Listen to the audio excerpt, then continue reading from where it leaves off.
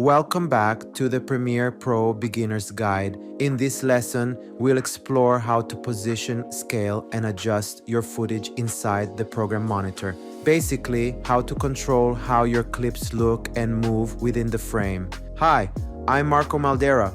I'm a director, VFX artist, editor, designer, and AI creative. If you're curious about my work, you can visit my website at marcomaldera.com.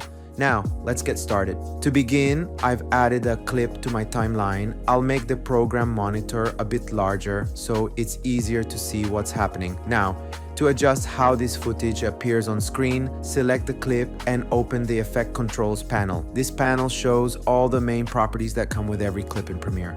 Things like position, scale, rotation, and opacity. Let's start with position and scale. Under the motion section, you'll see two main values, position and scale. Position controls where your footage sits within the frame. The first number moves your clip left or right, and the second moves it up or down. Try clicking and dragging those numbers to see the clip slide across the screen.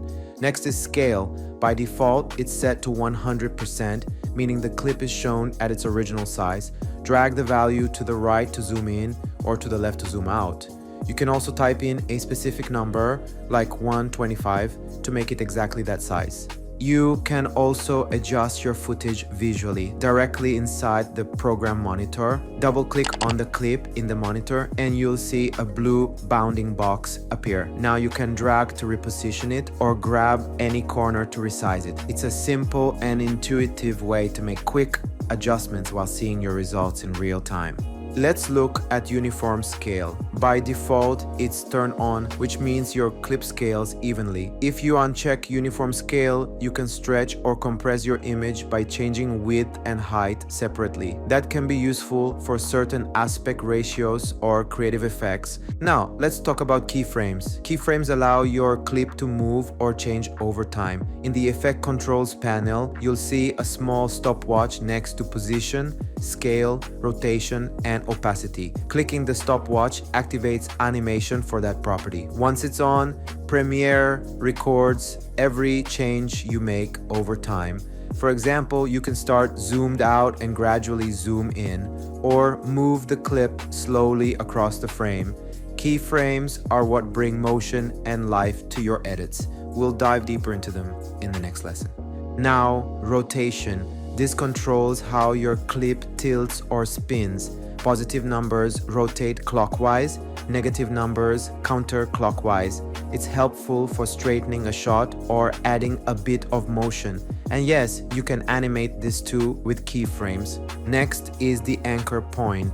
Think of this as the center or pivot of your clip. It's the point that determines where scaling and rotation happen from. By default, it's right in the middle. If you move it toward one corner, your clip will rotate or scale around that new point instead. You'll use this concept often when animating graphics, logos, or text.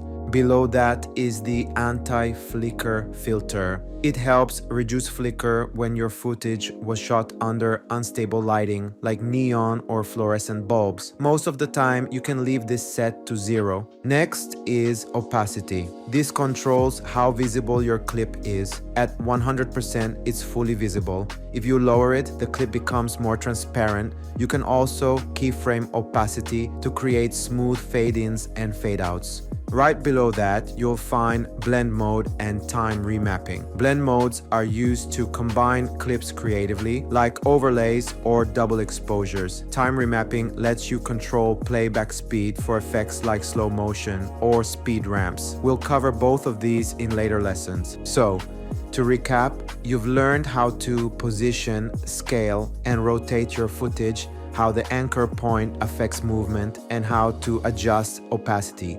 You've also learned how keyframes can bring your clips to life through animation. In the next lesson, we'll move from movement to rhythm.